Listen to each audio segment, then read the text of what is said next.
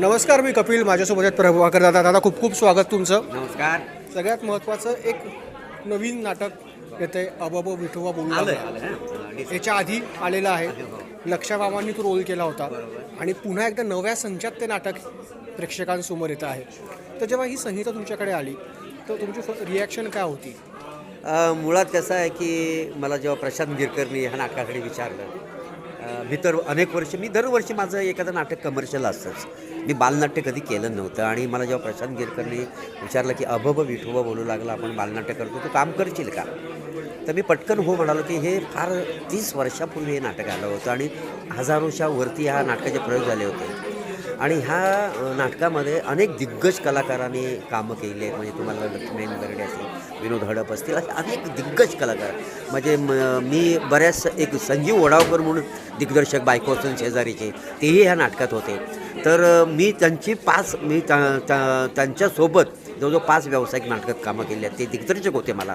तर असे अनेक दिग्गज कलाकारांनी ह्या नाटकात भूमिका केली होती आणि म्हटलं यार काहीतरी वेगळं असेल. मी तेव्हा पाहिलं नव्हतं आणि मी वाचलंही नव्हतं. म्हटलं त्यांनी केलं फार गमतीशीर ही गोष्ट आहे आणि विठोबा बोलू लागला म्हणजे नेमकं काय. तर मग मी हो म्हणालो आणि मग आमच्या नाटकाचं वाचन झालं आणि मला त्याने की भूमिका तुला अशी करायची आहे पुजाऱ्याची. तर मी नाटक जेव्हा ऐकलं, ती पुजाऱ्याची भाषा जेव्हा ऐकली तेव्हा थोडंसं 2 मिनटं मी गेलो होतो की म्हटलं हे आपल्याला जमेल की नाही. कारण असं जमायला तर पाहिजे प्रत्येकाला, कारण अनेक वर्ष मी कोकणी भाषा बोलतो प्रत्येक.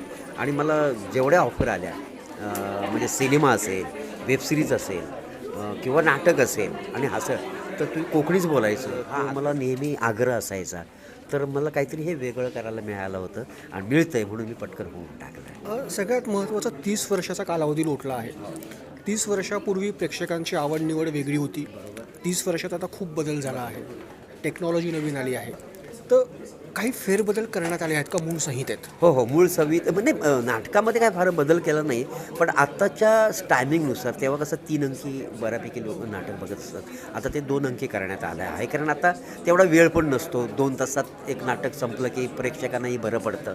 तर थोडेसे काही सीन त्याच्यातले कट करून बाकी त्याचा रेफरन्स फार अतिशय सुंदर आहे. म्हणजे विठोबाच्या संदर्भातल्या सगळ्या गोष्टी आहेत त्या नाटकामध्ये पूर्ण मांडल्या आहेत आणि त्याच्यासाठी नेपथ्य चांगलं भव्यदिव्य नेपथ्य आहे. वेशभूषा अतिशय सुंदर केलेली आहे आणि प्रकाश योजना त्याच्यामुळे अगदी त्या काळात घेऊन जातं. म्हणजे जेव्हा प्रेक्षक बसतात तर अगदी म्हणजे आपण त्या काळामध्ये जातो.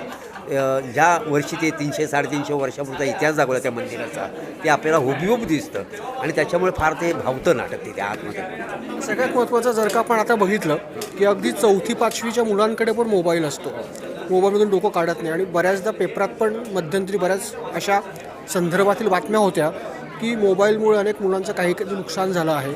त्याच्यानंतर आपण दूरचित्रवाणीवर पण त्या बातम्या बघितल्या आहेत. तर असं एखादं जेव्हा बालनाट्य येतं की त्यातून एक काहीतरी वेगळा संदेश देण्याचा प्रयत्न करण्यात येतो आणि कुठेतरी ह्या नाटकातून पण ह्या गोष्टींवर भाष्य करण्याचा प्रयत्न करण्यात आला आहे की एक मुलांना पण एक वय असावं, नको त्या वयात मोबाईलचं हे लागू नये. कारण आजकाल आपण बघतो की मोबाईल डोकं असतं.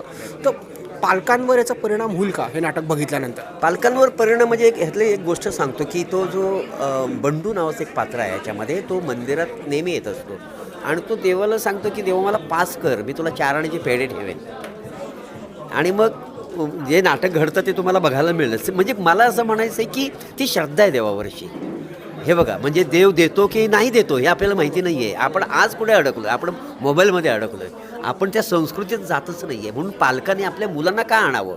कारण काय झालं, आता माणसाने शॉर्टकट शोधला आहे. तुम्हाला काही पाहिजे असेल तर मोबाईलवर जायचं, तुम्ही ते शोधायचं.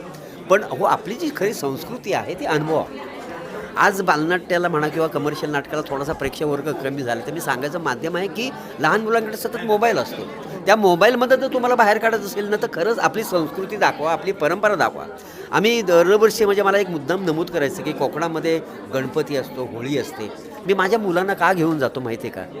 की आम्ही हे उपभोगलं, हे अनुभवलं आहे, पण आमच्या ह्या पुढच्या पिढीने ही परंपरा, ही संस्कृती अनुभवायला हवी आणि त्यातला जो आनंद आहे तो आनंद मिळवावा, कारण नुसता तो मोबाईलमध्ये आनंद नाही आहे. म्हणून प्रत्येक पालकांचं ही जबाबदारी आहे आपल्या मुलांना म्हणजे ही संस्कृतीची आवड कशी निर्माण करावी. म्हणून अवश्य हे नाटक खरंच बघायला या. अतिशय मनोरंजन आणि फार अतिशय सुंदर गोष्ट तुम्हाला त्या काळात घेऊन जाईल. ही सगळी आड्डाची छोटी आम्हींचं एक छोटंसं एक सादरीकरण आत्ता बघितलं. फुल कॉन्फिडंट आहे बरोबर, खूप कॉन्फिडंट आहे. तुमचा कसा अनुभव यांच्यासोबत? मला तर फार आनंद वाटला. मी मागाशी बोललो की काय एनर्जी आहे मुलांकडे आणि केवढी हुशार आहेत, शार्प आहेत.